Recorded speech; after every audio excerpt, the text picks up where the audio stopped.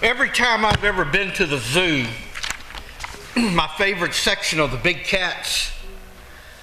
And every time I go there, there's usually some 450-pound tiger, and he's pacing back and forth. And I always wondered, why is he pacing back and forth? Because he wants to get out and break bad, that's why. And I've been feeling like that ever since Friday night. I felt like a caged tiger, because what I want to tell you is about to bust me wide open. I want to bring not a sermon to you, but I want to bring a message from God. And I want to say this morning, thank God that we're not worshiping a dead Jew in a tomb somewhere over in the Middle East, but a risen Savior who has gone up from the grave and into glory. In Numbers chapter 13, God had saved his people in the most miraculous of ways. If you'd ever read Exodus, you know what I'm talking about. He destroyed their enemies. He brought them out of slavery. He set them free. He forgave their rebellion, and he set them on their way to a land they had never seen before, a glorious, beautiful land, and all they had to do was go in there and settle it. That's it. That's all he asked of them to do. And I want you to know that if you are saved this morning, God did the same thing for you. He saved you in the most miraculous of ways. None of y'all are supposed to be sitting here this morning. Every one of y'all, including myself, ought to all be dead and in hell right now. Every single one of us. He saved you in the most miraculous and bizarre of ways. He set you free. He brought you out of slavery. He defeated the enemy, and he forgave your rebellion. And now he has set each and every one of you on a path to a glorious land, and all you've got to do is go and settle it. And in addition to that, not only did he promise you a land, but he promised to fill you with joy right here and right now. But now everybody's sitting here going, well, I'm just trying to endure to the end. Lord, that's pitiful. So many people in here and watching by TV and listening by radio, you're living in doubt and you're living in fear, and you've become comfortable in that rut that you're in. And a rut is nothing but a coffin with the ends kicked out of it. Comfortable in that rut, just like the children of Israel were. In Numbers chapter 13 and verse 1, the Lord spoke to Moses. And he said, send thou men that they may search the land of Canaan, which I gave unto the children of Israel. Of every tribe of their fathers shall you send a man, every one a ruler among them. God said, go search it out. Send a ruler from each tribe. Why do you want rulers? Because what he was going to do, he wanted the leaders of each tribe to go in and pick out where they wanted to settle. That's all it was. Not if they wanted to settle. It was unconditional. God had promised it, and he was going to deliver it. He just wanted to go in and look at it. Verse 3, Moses, by the commandment of the Lord, sent them from the wilderness of Paran. All those men were heads of the children of Israel. Let's drop down to verse 17. Moses sent them to spy out the land of Canaan. And he said unto them, get you up this way southward, and go up into the mountain, and see the land, what it is, and the people that dwell therein, whether they be strong or weak, few or many, and what the land is that they dwell in, whether it be good or bad, what cities they be that dwell in, whether in tents or in strongholds, what the land is, whether it be fat or lean, whether there be wood therein or not, and be ye of good courage and bring in the fruit of the land. Now the time was the time of the first ripe grapes. Moses, just like us, was not supposed to spy out the land. He was told to go search it. God had already given it to them. It was a gift from God. God prepared it for them. The Lord only wanted them to map it out and no doubt pick where they settled. It was already theirs, and we do the same thing too with the promises of God. Oh, we got to go search it out. We got to go spy it. We got to go see. Moses apparently planned to have a plan B. A plan B, just like we do. Oh, well, what if it don't work out? Well, if God promised it, it will work out. You've got to get that stinking thinking out of your head. When God promises, that's the end of it. Listen, people, the promises are already yours. There's no plan B with God. There's never been a plan B with God. If He says it, that settles it. There was a song that used to come out back in the 70s that made me cringe. It said, God said it, I believe it, and that settles it. No, no, no. God says it, and that settles it. It don't make any difference whether you believe it or not.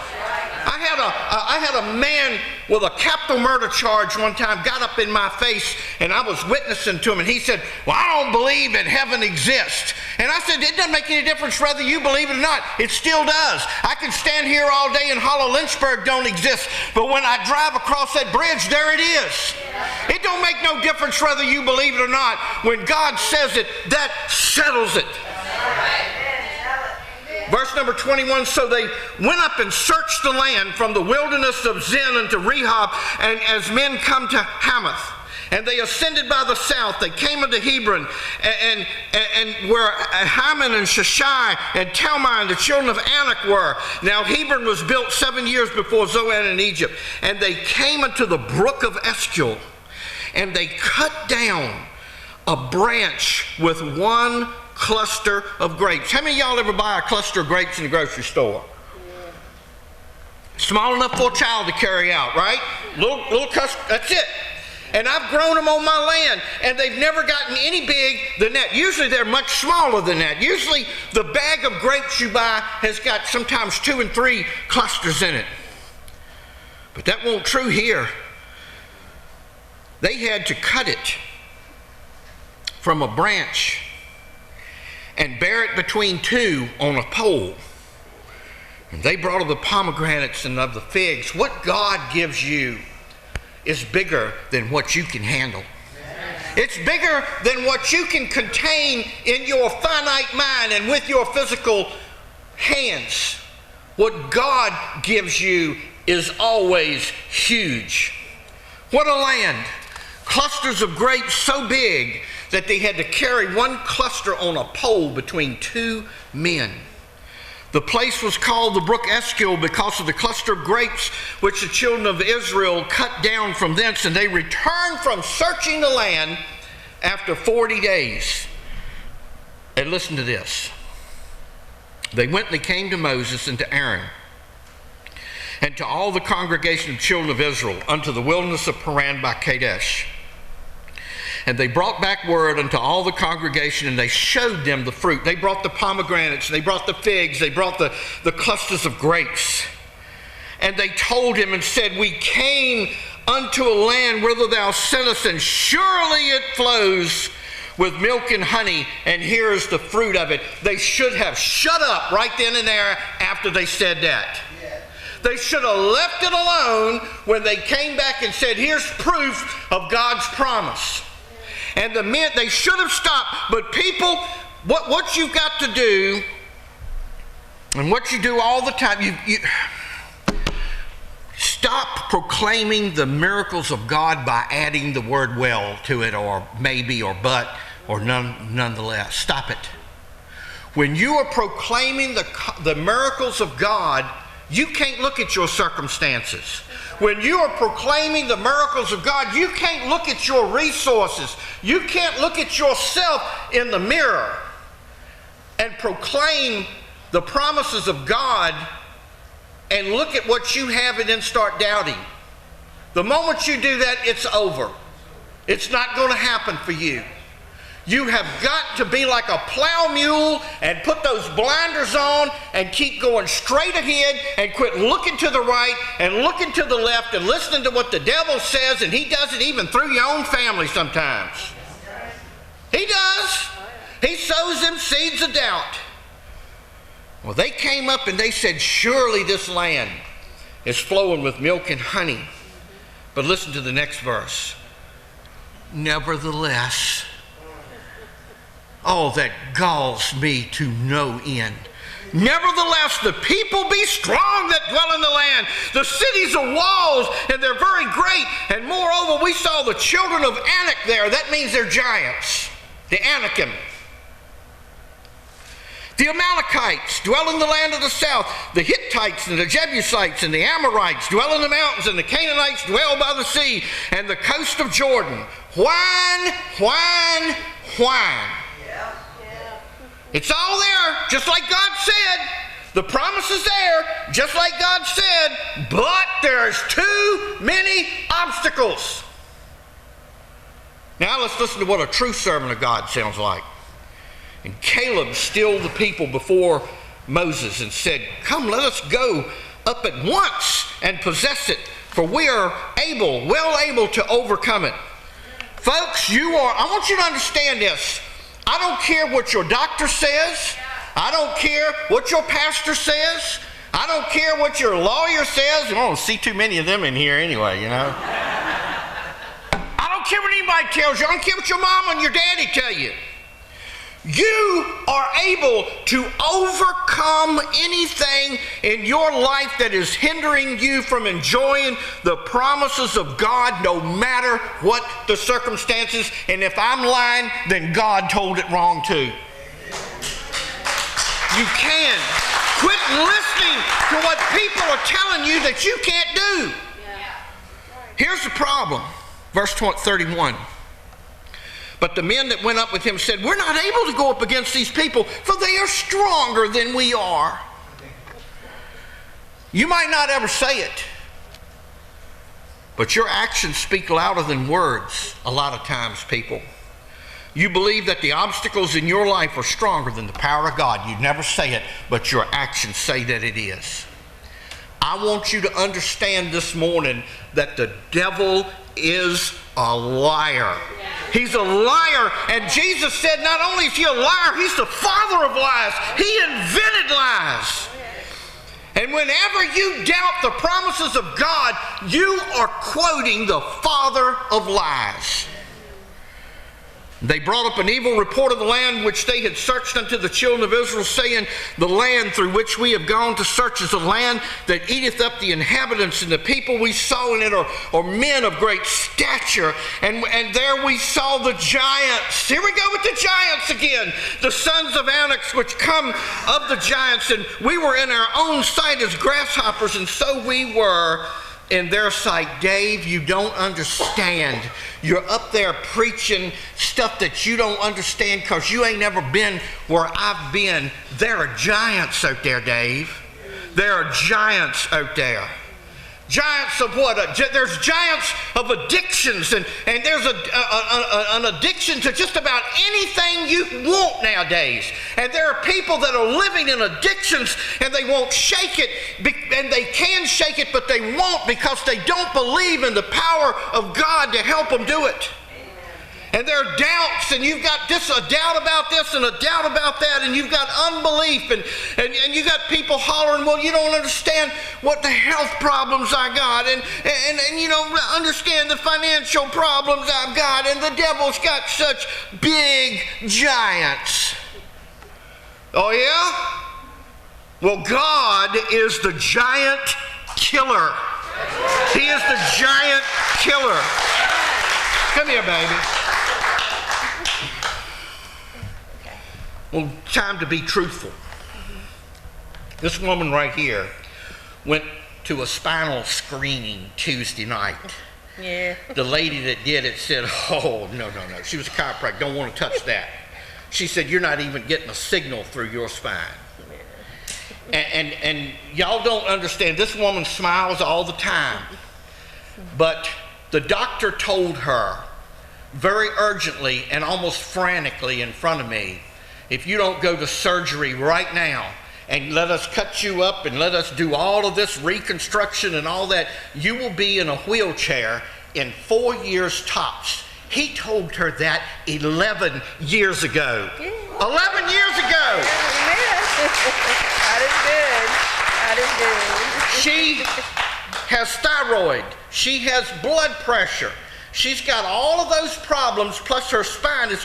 When I married her, she was about that much taller. This is no lie. She shrunk because of her spine is compressed together. And you wanna go ahead and do some more? Well, I don't go to the doctor no more because he's gonna tell me something awful. But the last time I went, I got high blood pressure, I've got diabetes, I have gastroesophageal reflux disease, whatever that is. What it was 2 Moore's hot dogs sent me to the hospital with seemingly a heart attack. I've got arthritis in both of my wrists, and the sciatic nerve goes down my leg at night, makes it numb. When I get up in the morning, I have no feeling in my right leg. But you know what we're going to do? We're going to Busch Gardens after church today. Why? Because nothing is going to happen to either one of us unless God says it will. Nothing's going to happen. Nothing's going to happen to you. And quit letting the doctor tell you that you can't do this and you can't do that and you can't be this and you can't be that no more. Amen. He didn't make you. God put you together, and only God has the last say-so of what's going to happen to you. God can kill your giants if you'll let him do the fighting and you quit trying. Oh, but here's what these Sunday morning Christians, they have to say. Let's go to Numbers 14. And all the congregation lifted up their voice and cried, and the people wept that night. Here was the promise of God. He's given them this beautiful land to go in that's got all this milk and honey and food and all this wonderful thing. And somebody, a man, comes back and gives a bad report, said there's some giants in that land and we're not able to do it. And the whole congregation believed him rather than believe in God, and they sat there and cried all night long. That's pitiful. That's pitiful. But don't look down your nose at them, because we've done that too. Crying over their problems. You know what you need to do? And I wrote this yesterday. When you got problems, you need to stop, drop, and pray. God is able. I have watched so many people healed of things and we got people sitting in here this morning that ought not be here. They ought to have died a long time ago, but God saw fit to keep them here, and he healed them, and they're living a normal life. And then you got some at home, they got a hangnail, and so they're going to lay in the bed and cry for 2 weeks. You ought to get right with God and ask him to forgive you for your unbelief and your doubt and your rebellion, and get up and go serve God. That's what you need to do.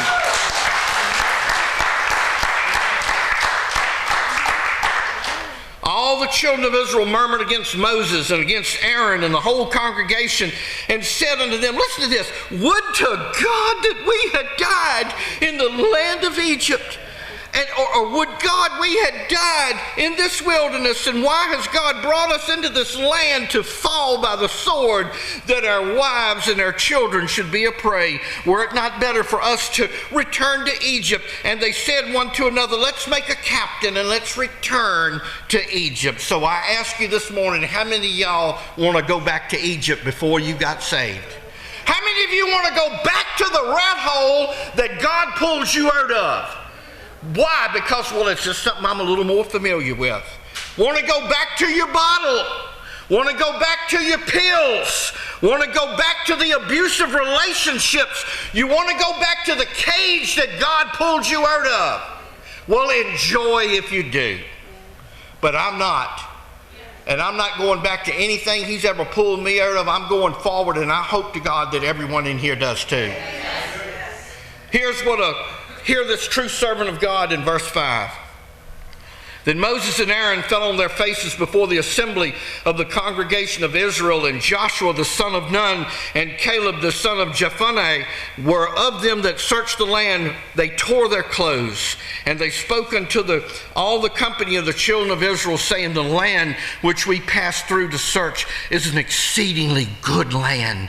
And if the Lord delight in us, then he'll bring us into this land and give us a land which floweth with milk and honey. And here is the key, people. Does the Lord delight in you? If he doesn't, why doesn't he? What is going on with you that displeases the Lord? You walk with Jesus, and he will guide you into all of the promises he has set aside for you. Don't ever think for one moment, and James said this, that a double-minded man will get anything from the Lord. You got to ask the Lord believing.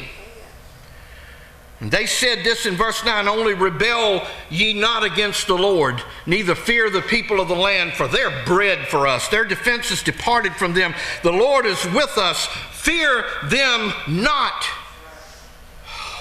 Oh, but they must have had a church board back then.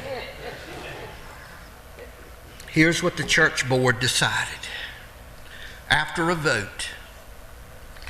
But all the congregation bade stone them with stones.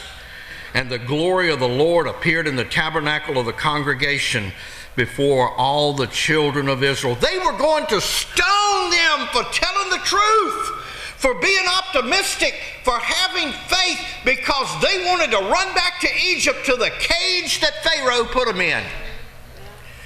I am sick of so-called churches and so-called Christians who come to church on Sunday expecting to sing a song, give a few bucks, and hear a boring sermon, and then go somewhere and gnaw on a chicken leg. Keeping God in that box and making the Holy Spirit stick to the bulletin and never going past 12 o'clock. And then maybe, just maybe, if there's nothing else going on, they'll come back and do it next week. I want to be part of a church that believes in miracles and sees them all the time.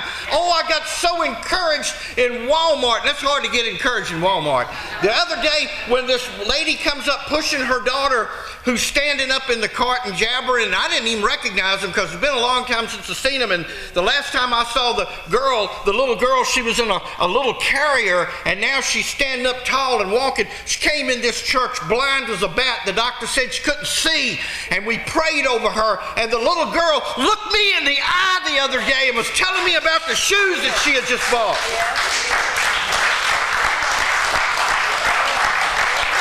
Everywhere in here, I can point to a half a dozen people that had these things that the doctor said could not possibly be. And you're sitting here this morning. I want to be part of a church that lets the Holy Spirit run the worship. I want to be part of a church that sings songs that brings the fire down from heaven. I want to be part of a church that loves the Word of God and believes that all of it is still good for today, and quit taking parts of it and going, well, you know, we can't have that today, and oh no, we can't do that today. That looks kind of a little wildfire right there, and no, we're not going to do that, and we're not going to do that. No, sir. If it's in here, it's true, and it's still good for today. I don't care what anybody tells you, it's still good if it's in here. Do you have any idea what the sin of doubt does to God? It provokes him to anger. I'm not going to keep you much longer, but you need to hear this. And the Lord said to Moses, how long will this people provoke me? How long will it be ere they believe me for all the signs which I have shown among them? God said, I did all of this stuff for these people, and they still don't believe me. He said, how long am I going to put up with them? He said, I'm going to smite them with pestilence, and I'm going to disinherit them, and I'm going to make of you, Moses, a greater nation and mightier than they. God had enough. I don't ever want God to have enough of me and my unbelief that I suffer with sometimes. I don't want him to ever lose patience with me. And so Moses had to step in and pray for his people. And finally, after he prayed and begged forgiveness of his people, verse 20, the Lord said, I have pardoned according to your word. It's time this morning for God's people to start standing in the gap for others. There may be somebody sitting beside you that's struggling with unbelief, and you've got enough faith to stand in the gap for them and start praying for them, because you cannot move forward with unbelief. You'll never amount to anything with unbelief. You have got to believe that God's promises are exactly what they say they are, and don't question them. Don't do a nevertheless, no buts, no maybes, no nothing. It's either on or off. We need to start praying for one another about the promises of God. For if we don't start claiming the promises of God, we're going to miss out on them. Right now, it's time for every Christian to take their place as a child of God and receive the promises of God. God said in his word, I'm not going to let anybody see that promised land except Caleb and Joshua, because they had the right spirit in them. They believed. And so all those people missed out on the wonderful land that God had gone and picked out for them and was just going to hand it right over to them. All they had to do was march in and take it. No enemy could stand before them. Nobody could defeat them. Nothing could happen to them. God showed them that over and over and over again. Folks, God's promises are still real. They're still true. You need to go and just take those promises and let him fill your heart with joy, and quit doubting and quit being down in the mouth and worrying about this and worrying about that, and just stand up and go claim those promises that he's given you, and do it in faith, and don't doubt for 1 minute, and don't listen to the yelling on both sides of you by the devil and well-meaning Christians. Do it, or you're going to miss out on a promise that God has given you. He's got things planned for everybody in here. He's got wonderful things planned for everybody in here. Are these hard times? Yes. Are these tough times? Are these dangerous times? Yes. But that didn't stop them, and it ought not stop you. Claim the promises of God this morning and let him do wonderful things in your life. He can give you the power to witness and to pray and to lay hands on people and to do the things that grow the kingdom like he wants you to do. But you'll never be able to do it while you're doubting.